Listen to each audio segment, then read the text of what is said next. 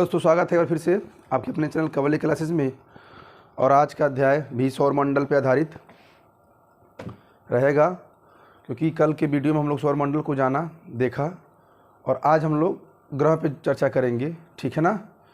तो ग्रह पे चर्चा करने से पहले हम लोग पहले समझ लेते हैं कि हमने क्या लिखा है, क्या बनाया है, उसके बाद ही हम लोग आगे बढ़ेंगे। देखिए, ये है सूर्य और सूर्य के ये 8 ग्रह, ठीक है ना। 4 ये हो गया 8। इसका नाम है बृहस्पति, ठीक है ना। तो ये जो 4 पार्ट में बटा हुआ है, आपको दिख रहा है, ये क्या है? ये क्षुद्र ग्रह है। क्या है ये हमारा क्षुद्र ग्रह है। लिख देते हैं यहाँ पे क्षुद्र ग्रह, ठीक है ना। ये है क्षुद्र ग्रह। क्षुद्र ग्रह के इधर और क्षुद्र ग्रह के उधर, या कह सकते हैं क्षुद्र ग्रह की आप सूर्य और क्षुद्र ग्रह है ना, बीच में सूर्य है, इससे जो 4 ग्रह हैं इधर, 4 ग्रह इधर, इन दोनों के ग्रहों के बीच में एक पट्टी है जिसे हम लोग क्षुद्र ग्रह कहेंगे। और इसके इधर वाले ग्रह को कहेंगे आंतरिक ग्रह, क्योंकि सूर्य के इधर है, और इधर कहेंगे बाह्य ग्रह, ठीक है ना। ये होता है, ये चारों ग्रह जो होते हैं ठोस अवस्था में होते हैं। कहा गया है कि निम्नलिखित में से कौन से ठोस ग्रह के उदाहरण है, तो ऑप्शन दे देगा बुध, 3 ऑप्शन इधर दे देगा, ठीक है ना। तो इस तरीके से क्वेश्चन एग्जामों में पूछे जाते हैं। तो समझ लीजिए कि क्षुद्र ग्रह के इधर आंतरिक ग्रह, जिसे हम लोग ठोस ग्रह भी कह सकते हैं या पृथ्वी ग्रह भी कह सकते हैं, ठीक है ना। और क्षुद्र ग्रह के इधर गैसीय ग्रह, ठीक है ना, और बाह्य ग्रह भी कह सकते हैं। तो ये रहा आंतरिक, ये था बाह्य ग्रह, आंतरिक ग्रह इधर का, और ये बाह्य ग्रह।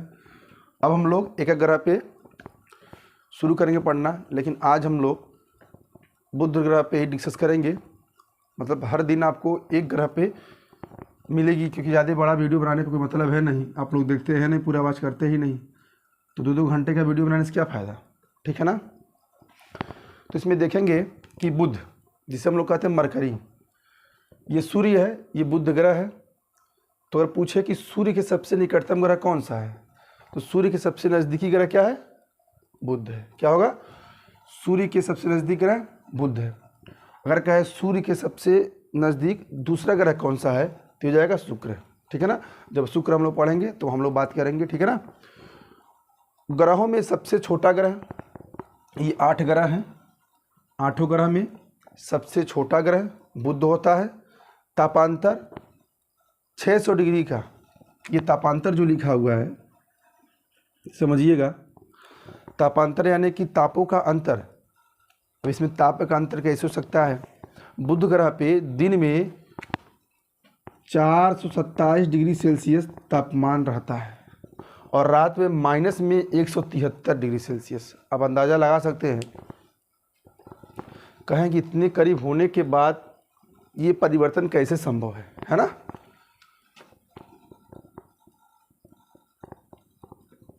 तो ये बुध ग्रह की ये प्रकृति है, समझ लीजिए। वहाँ पे कोई वायुमंडलीय भी नहीं है, वहाँ पर ऑक्सीजन, हाइड्रोजन, बहुत सारे गैसें वहाँ पर उपस्थित हैं।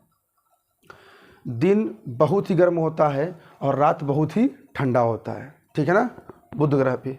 उसके बाद क्या लिखा गया है? कोई उपग्रह नहीं है। बुध का कोई भी उपग्रह नहीं है। जैसे पृथ्वी का अपना एक उपग्रह है चंद्रमा, है ना, लेकिन बुध का कोई भी उपग्रह नहीं है। पृथ्वी से आकार में 18 गुना छोटा है, 18 गुना छोटा है। जो पृथ्वी हमारी है उससे कितना गुना छोटा है? 18 गुना छोटा है। कौन? बुध। उसके बाद परिक्रमण काल 88 दिन का होता है। मतलब ये चक्कर जो लगाएगा सूर्य का, कितने दिन में लगाएगा चक्कर? 88 दिन में लगाएगा। चुंबकीय क्षेत्र होना इसका सबसे विशिष्ट गुण है। ये एग्जाम में पूछा जाता है कि चुंबकीय क्षेत्र निम्नलिखित में से किस ग्रह का सबसे अधिक होता है, और चुंबकीय क्षेत्र सबसे अधिक मतलब किस ग्रह का अधिक होता है, और इनमें से कौन से ग्रह ऐसे पूछ सकता है कि इनमें से कौन से ग्रह चुंबकीय प्रकृति के होते हैं, तो बुध होता है। क्या होता है? बुध। जो बुध ग्रह है वो चुंबकीय क्षेत्र का होना उनका एक विशिष्ट गुण होता है।